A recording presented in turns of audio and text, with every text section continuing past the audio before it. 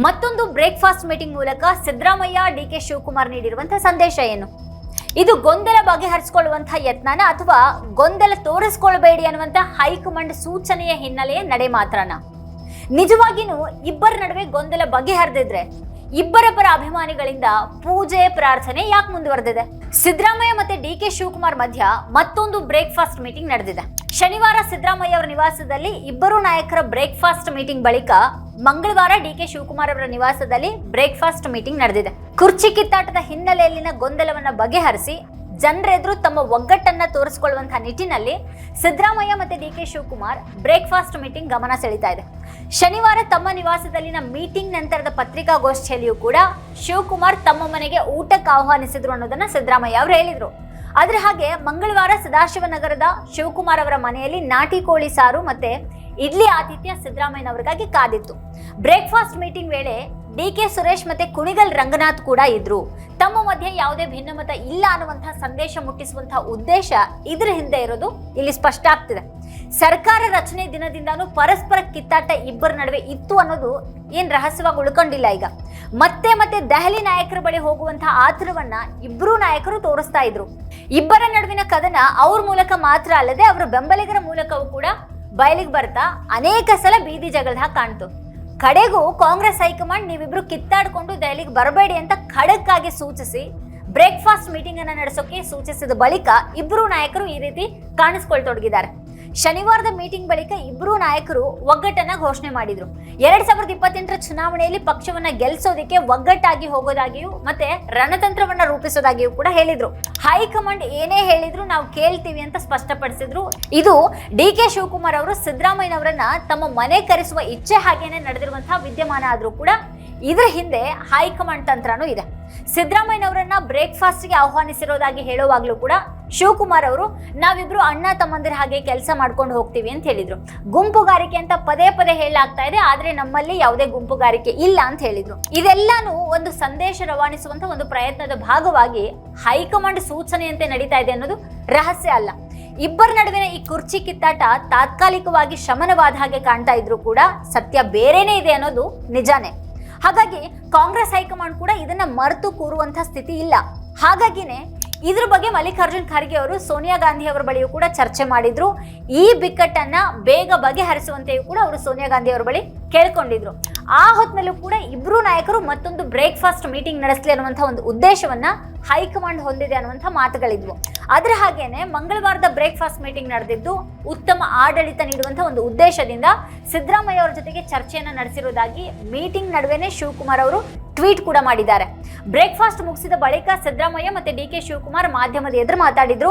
ಶನಿವಾರ ತಮ್ಮ ಮನೆಗೆ ಬಂದಾಗಲೇ ಶಿವಕುಮಾರ್ ಅವರು ನನ್ನನ್ನ ಬ್ರೇಕ್ಫಾಸ್ಟ್ಗೆ ಆಹ್ವಾನಿಸಿದ್ರು ಅಂತ ಸಿದ್ದರಾಮಯ್ಯ ಅವರು ಹೇಳಿದ್ರು. ಪಕ್ಷದ ವಿಚಾರ ಅಥವಾ ವಿಧಾನಸಭೆ ಅಧಿವೇಶನದ ಹೊತ್ತಿನಲ್ಲಿ ಸರ್ಕಾರದ ರಣನೀತಿ ಏನಿರಬೇಕು ಅನ್ನೋದನ್ನ ನಾವು ಚರ್ಚೆ ಮಾಡಿದೀವಿ ಅಂತ ಹೇಳಿದ್ರು. ವಿರೋಧ ಪಕ್ಷದವರು ಅವಿಶ್ವಾಸ ನಿರ್ಣಯವನ್ನು ಮಂಡಿಸೋದಾಗಿ ಹೇಳಿದ್ದಾರೆ. ಅಂತ ಏನೇ ಇದ್ರೂ ಕೂಡ ನಾವು ಅದನ್ನ ಒಗ್ಗಟ್ಟಾಗಿ ಎದುರಿಸ್ತೀವಿ ಅಂತ ಹೇಳಿದ್ರು. ನಾವು ರಾಜ್ಯದ ಸಮಸ್ಯೆಗಳನ್ನ ಬಗೆಹರಿಸುವಂತ ಪ್ರಾಮಾಣಿಕ ಯತ್ನವನ್ನ ಮಾಡಿದೀವಿ. ನಮ್ಮ ಸರ್ಕಾರ ಯಾವತ್ತೂ ರೈತರ ಪರ ಇರಲಿದೆ ಅಂತ ಹೇಳಿದ್ರು. ಕಬ್ಬು ಬೆಳೆಗಾರರ ಸಮಸ್ಯೆಗೂ ಕೂಡ ಅಂತಿಮ ಪರಿಹಾರ ನೀಡುವಂತಹ ಒಂದು ಪ್ರಯತ್ನವನ್ನ ಮಾಡಿದೀವಿ ಅಂತ ಹೇಳಿದ್ರು. ಮತ್ತೆ ಮೆಕ್ಕೆಜೋಳವನ್ನ ಬೆಂಬಲ ಬೆಲೆಯಂತೆ ಖರೀದಿ ಮಾಡೋದಕ್ಕೆ ಈಗಾಗಲೇ ಚರ್ಚಿಸಿ ಒಪ್ಪಿಸಿರೋದಾಗಿಯೂ ಕೂಡ ಹೇಳಿದ್ರು. ಇದೆಲ್ಲಾನು ಕೇಂದ್ರ ಸರ್ಕಾರದ ಜವಾಬ್ದಾರಿಯಾಗಿದೆ, ಆದ್ರೆ ಕೇಂದ್ರ ತನಗೇನೂ ಹೊಣೆಗಾರಿಕೆ ಇಲ್ಲ ಅನ್ನುವಂತೆ ನಡ್ಕೊಳ್ತಾ ಇದೆ ಅಂತ ಅವರು ಆರೋಪ ಮಾಡಿದ್ರು. ಸಮಯ ಕೊಟ್ರೆ ಹೈಕಮಾಂಡ್ ನಾಯಕರನ್ನು ಕೂಡ ಭೇಟಿ ಮಾಡ್ತೀವಿ ಅನ್ನುವಂಥ ಒಂದು ಪ್ರಶ್ನೆಯೊಂದಕ್ಕೂ ಕೂಡ ಅವರು ಉತ್ತರಿಸಿದ್ರು. ಬುಧವಾರ ಮಂಗಳೂರಿನ ಕಾರ್ಯಕ್ರಮವೊಂದರಲ್ಲಿ ವೇಣುಗೋಪಾಲ್ ಕೂಡ ಇರೋದ್ರ ಬಗ್ಗೆ ಹೇಳಿದ್ರು. ಸಂಪುಟ ರಚನೆ ವಿಷಯದಲ್ಲಿ ಹೈಕಮಾಂಡ್ ತೀರ್ಮಾನದ ಹಾಗೇನೆ ನಡ್ಕೊಳ್ತೀವಿ ಅಂತ ಹೇಳಿದ್ರು. ಮತ್ತೆ ನಮ್ಮ ಎಲ್ಲಾ ಶಾಸಕರು ಒಗ್ಗಟ್ಟಾಗಿದ್ದಾರೆ, ಮತ್ತೆ ಎಲ್ಲರೂ ಒಗ್ಗಟ್ಟಾಗಿನೇ ವಿಪಕ್ಷವನ್ನ ಎದುರಿಸ್ತೀವಿ ಅಂತ ಸಿದ್ದರಾಮಯ್ಯ ಅವರು ಬಹಳ ದೃಢವಾಗಿ ಹೇಳಿದ್ರು. ಬ್ರೇಕ್ಫಾಸ್ಟ್ ಇವ್ರ ಮನೆಗೆ ಬಂದಿರೋದು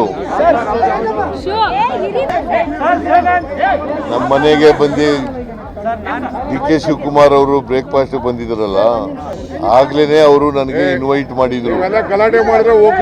ಆಗ್ಲೇನೆ ನನಗೆ ಇನ್ವೈಟ್ ಮಾಡಿದ್ರು ನಮ್ಮ ಮನೆಗೆ ಊಟಕ್ಕೆ ಅಥವಾ ಬ್ರೇಕ್ಫಾಸ್ಟ್ಗೆ ಬರಬೇಕು ಅಂತ. ಸೊ ನಾನು ಬರ್ತೀನಿ ಅಂತ ಹೇಳಿದ್ದೆ. ಡಿ ಕೆ ಶಿವಕುಮಾರ್ ಅವರು ಸಜೆಸ್ಟ್ ಮಾಡಿದ್ರು ಮಂಗಳವಾರ ಬರ್ರಿ ಅಂತ. ನಾನು ಮಂಗಳವಾರ ಆಯ್ತಪ್ಪ ಬರ್ತೀನಿ ಅಂತ ಹೇಳಿದ್ದೆ. ಸೊ ಹಾಗಾಗಿ ಇವತ್ತು ಡಿ ಕೆ ಶಿವಕುಮಾರ್ ಅವರ ಮನೆಗೆ ಬಂದು ಬ್ರೇಕ್ಫಾಸ್ಟನ್ನು ಮಾಡಿದ್ದೀವಿ. ಪಾರ್ಟಿ ವಿಚಾರಗಳನ್ನು ಚರ್ಚೆ ಮಾಡಿದ್ದೀವಿ.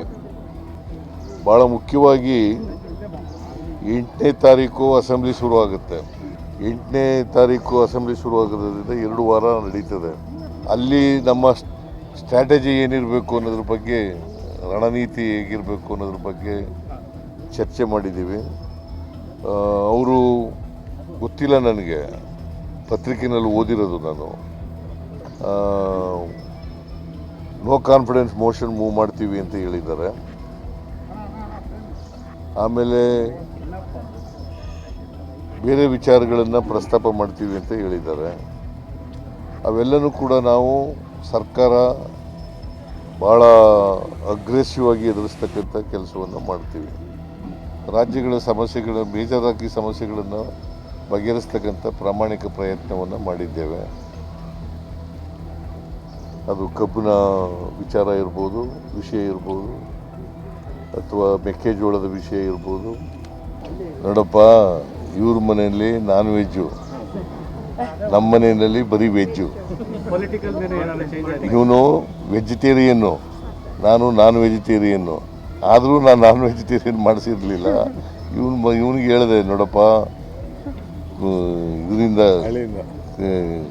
ಹಳ್ಳಿಯಿಂದ ಕೋಳಿ ತಗೋಬಾ, ಇಲ್ಲಿ ಬೆಂಗಳೂರಿನಲ್ಲಿ ಒರಿಜಿನಲ್ ಸಿಗೋದಿಲ್ಲ ಅಂತ. ನಾಳೆ ಹೌದು, ಒಂದೇ ಫಂಕ್ಷನಲ್ಲಿ ಇರ್ತೀವಿ. ವೇಣುಗೋಪಾಲು, ನಾನು 4ನೇ ತಾರೀಕು ಅಲ್ಲ ಸರ್, 4ನೇ ತಾರೀಕು ನಾಳೆ 3ನೇ ತಾರೀಕು ಸರ್, 3ನೇ ತಾರೀಕು ಒಂದು ಫಂಕ್ಷನ್ ಇದೆ ಮಂಗಳೂರಿನಲ್ಲಿ.